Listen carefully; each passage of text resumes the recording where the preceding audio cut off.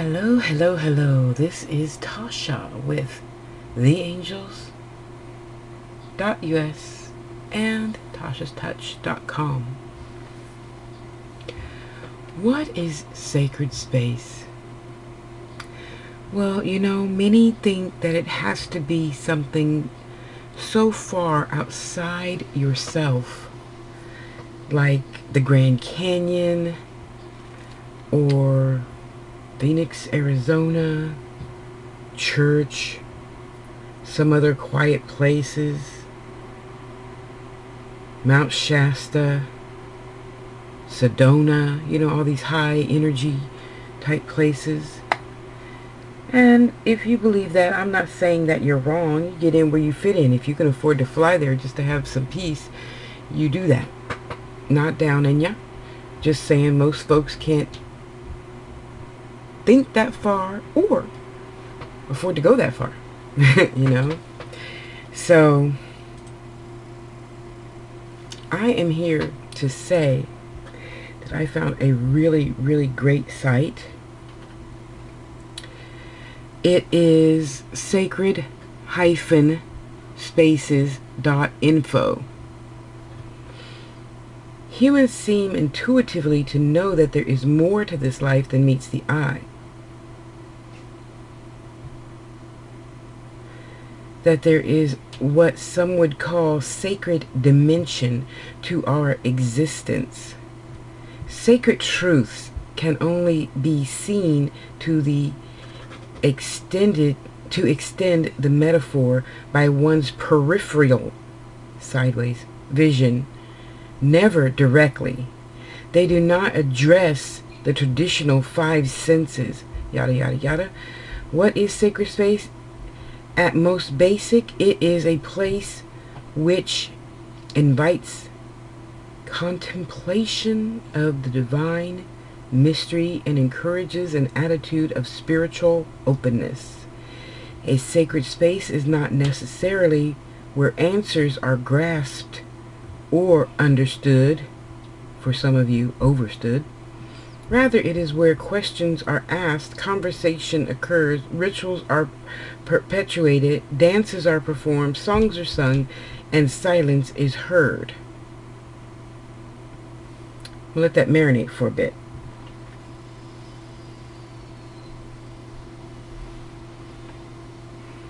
Sacred space is a shoebox under your bathroom counter so your kids never go there and disturb it. My altars are my sacred space because as soon as I look at it, I feel back in touch with the great I am. As soon as I pick up one of my crystals that no one else is allowed to touch, I instantly feel more peaceful, light, contentment, and I'm instantly back to being the spirit that I am, not the human that I am. We're not a human. We are a spirit having a human experience.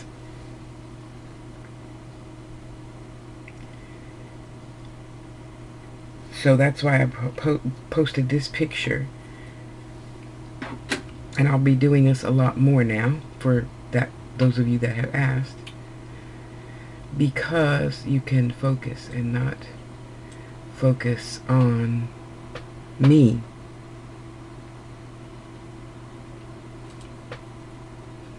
Look at this. I want you to look at this. This is my most favorite part of the picture, this here.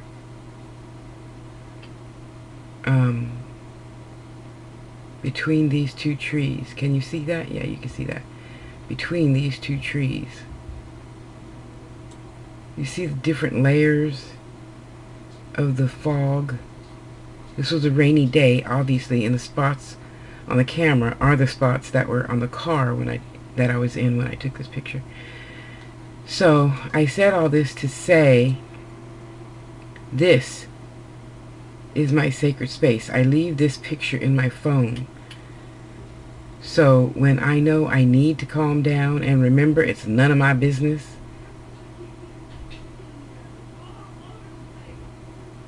this is the picture that I look at. On this day, I forgot what exact day it was. It was just like, I don't know, 3 weeks ago. That street was so peaceful, and the driver was upset, and I was trying to stay focused so that I could pray for her and help her in her situation that she was going through in life at that time. So I needed to focus on something that was going to bring me back to center point, you know, and remember, help me remember my spirit. And this really did it. So I asked her, I said, could you, I'm not trying to be rude, but could you be quiet for just a moment? I want to make sure I take this picture. And I had her stop the car and everything. It was great. And I told her, I said, do you see what is before you? And she really couldn't see it because she was in her own space. And I said, I know you believe in God. When I got in the car, you were playing gospel music in Spanish. So I know you believe in God.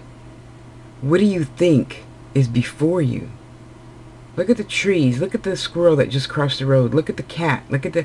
So just to take her away from her own problems for just a moment, you know, which is what sacred space is, right? Something that's going to take you away from, you know, the human garbage, really, and remind you, hey, this all isn't all that other stuff. That's none of your business. And you say, yeah, Tosh, but, you know, little girls getting raped and killed is our business. No, it's not. No, honey, it's not. Your child leaving home ain't none of your business. That's between them and God. The choices that they make after they're, oh, I don't know, 18, is between them and God. You can't tell them how to do. You could have done that while they were growing up. So by the time they're 18 and ready to move out on their own, they can open their wings and fly and glide for days and days and months on their own, right? That's what parenting is all about. Guiding them in what could be done, not what should be done, what could be done, okay? So I want to remind you of your sacred space so that you can continue to raise them to be wonderful and kind human beings, being human. But we're really a spirit. Okay, so this is one of my favorite sacred places to go to, because I instantly get taken back to that day. That's why I'm so happy God let somebody invent a camera. Well, lots of cameras. So we can go back in time and be in that place and be happy, not looking at negative pictures of when, you know, mama just gave us a spanking or whatever. The clock you broke and you're going to get it fixed one day. No, not that. Please, come on now. Let's stay up. Let's stay positive. Focus. Focus with me. Come on. Pay attention. So, you find whatever it is. Yes, that's my screensaver. And I think of each and every one of those as little spirits coming to talk to me. Because, you know, that's all spirit really is. A little light form. A little form of bubbles in different colors. So I want you to find your sacred space. You do not share your sacred space with the kids, with the dog, with the husband, with the wife, with the girlfriend. It is your sacred space. They get their own sacred space. You might have perhaps, I don't know, a family altar. I'm not talking about that in this video. Okay, I'm talking about your sacred space. So even if it's just a little tiny what are those mints that come in a tin can? And you put a shell in there, and you put a piece of hair, baby hair in there, and you put a piece of this, and you put a piece of that. That is your sacred space, and you carry it with you, or not. I'm just saying it, you know, because a lot of people live in apartments nowadays who can't afford a house. If you have a house, you set up a nice, big, huge altar, or perhaps a little tiny table in the corner of your bedroom, or in the middle of your bedroom, wherever, you know, that nobody's going to bother, and that is your sacred space. For a lot of women, it's their vanity. The little, you know, table that they sit down and put their makeup on, or the bathroom counter, if it's their own bathroom. You know what I mean? Your sacred space can be anything. It doesn't have to be something big. You don't have to have a huge altar like I have. Well, used to have. My huge altar is the one my table is on now. I mean, my computer is on now. It can be any little tiny thing.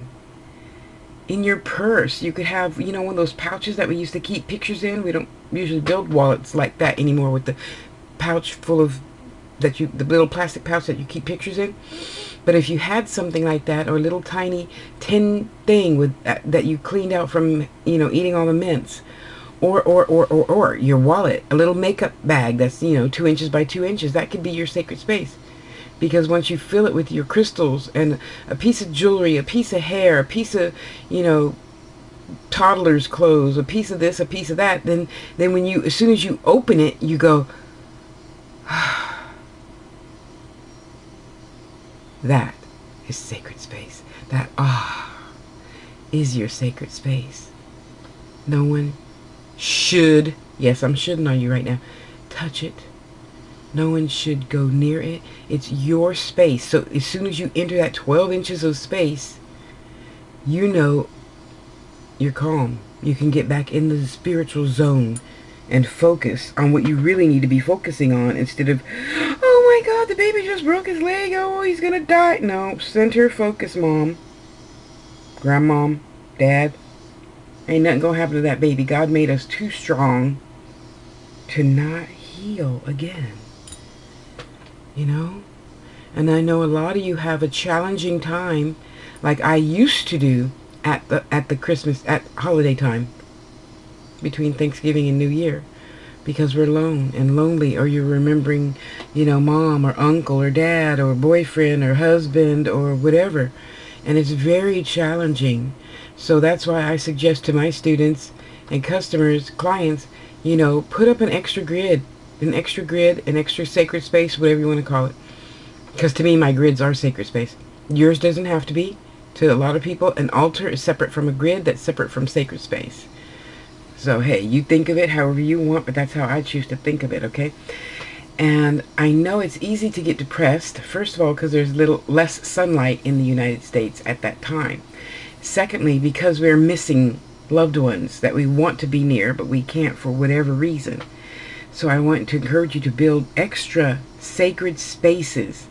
And it doesn't even have to be anything big. It could just be a picture of a rose, and it's sitting on your living room table. But when you look at the rose, you can instantly come back to focus and remember your spirit, because only you know what that is. You know what I mean? You don't tell anybody some secrets, okay?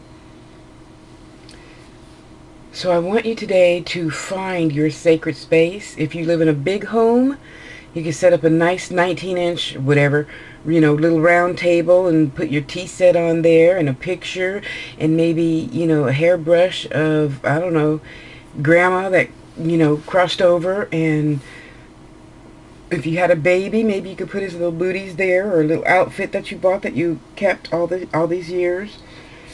Or, you know, whatever. You know, you men, you have your man cave, you have a this or that, and you got your crystals, you got feathers, you got some dirt, you got a big old dirty rock that your dad gave you when you were 7. You got the fishing pole.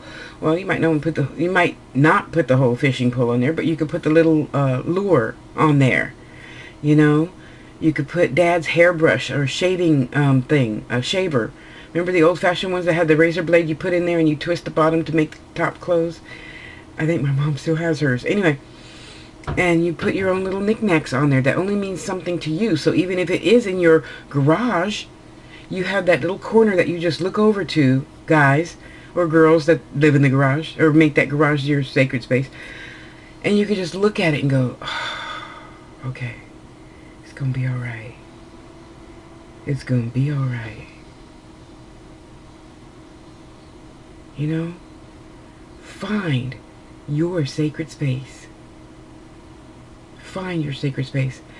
Let me move this just for a second, because I want to show you.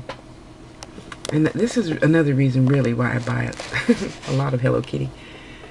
You see that little Hello Kitty right there? Do you see that? That is another little sacred space thing that I leave up in my room. My beautiful hurricane lamps that I got from Princess House about 20 years ago. That is an instant reminder to, hey, just cool out, be still, it's going to be all right. It's going to be all right, you know? And it's always going to be all right, but we get all mixed up in the humanality of spirit, and we forget sometimes, you know?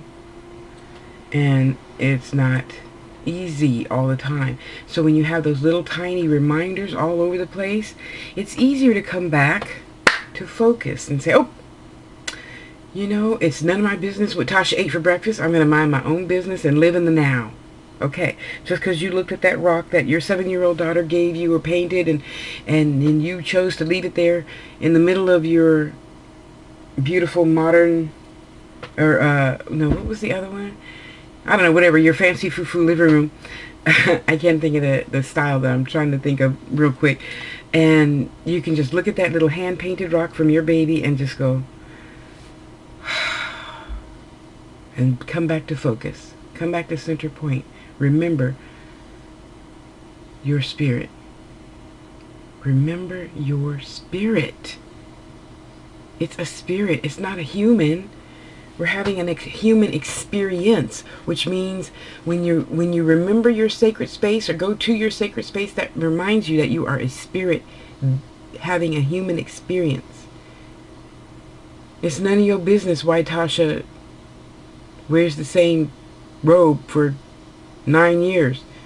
I don't want to buy another one. This one's good. Doesn't have any holes in it, and even if it did, it doesn't matter. I feel comfortable in that robe. I feel comfortable not having to be like others and keep up with the Joneses and buy new clothes every payday. You know? So, remember your spirit. Remember, most things that you give energy to is none of your business. None. And yes, parents, I even mean with your children.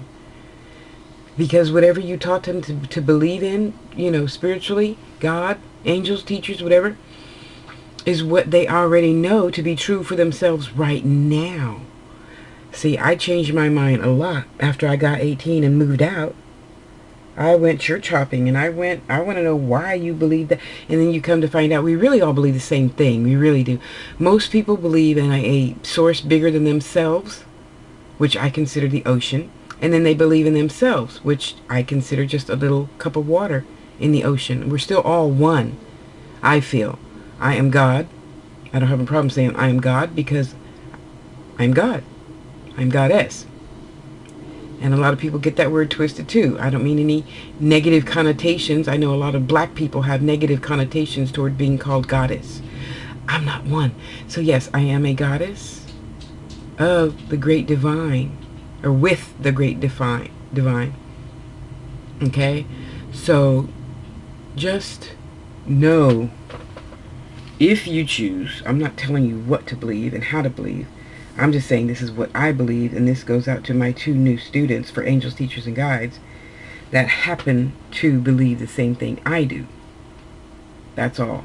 I'm not shitting on you. Okay? I'm not shitting on you at all. I'm merely asking you to remember your spirit. Remember your spirit. Mind your own damn business. Live in the now. We women get so caught up in what's going to happen, and he said this and he said that. Well, he said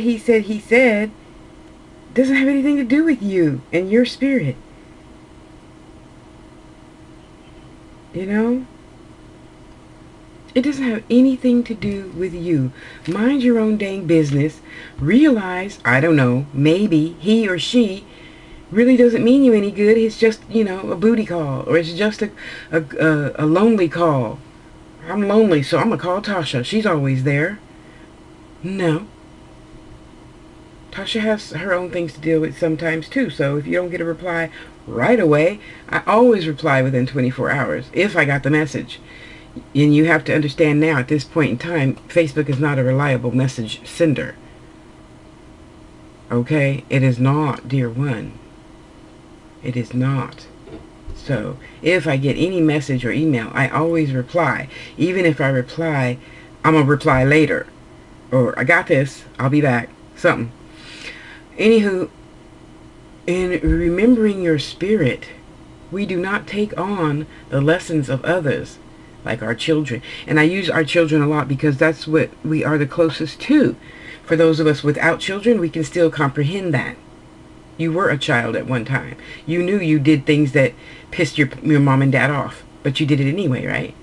And then mom and dad got pissed off and said, well, if you're going to act that way, get out of my house. And you're like, okay, I'm gone. And then you realize how hard it was on the outside. So you went back. And then you abided by the rules, right? Well, now you're older. The only rule is, really, mind your own damn business. What Boo-Boo next door did ain't got nothing to do with you. So what? She put her trash can on your side. That still ain't got nothing to do with you. And that property belongs to the city anyway. So what are you getting all upset for? You know? Little things like that. My mama used to get so pissed because the neighbors would park in front of our house. And I'm like, Mom, that property belongs to the city. That's my property. I don't want them on my property. Why can't they go park in front of their own yard? And now, yes, I have learned better not to let those things affect me. Just like someone this morning got on some people for posting silly things on Facebook. But you know what? You have the right to post whatever the hell you want. I have the right as a spiritual being to not let it affect me. I just keep scrolling, baby. Keep it scrolling. That's all I do. I just keep scrolling, looking for the Hello Kitty pictures and the kitty pictures and the doggy pictures and so forth and so on. You know? So, what and where is your sacred space? What do you put in your sacred space? All things that are sacred to you. That's what you put in your sacred space. Excuse me. Okay?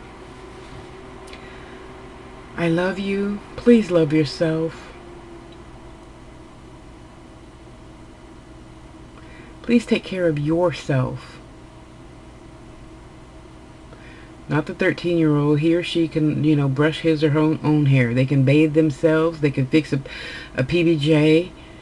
You know, come on now. Ease up. Let them become responsible for themselves.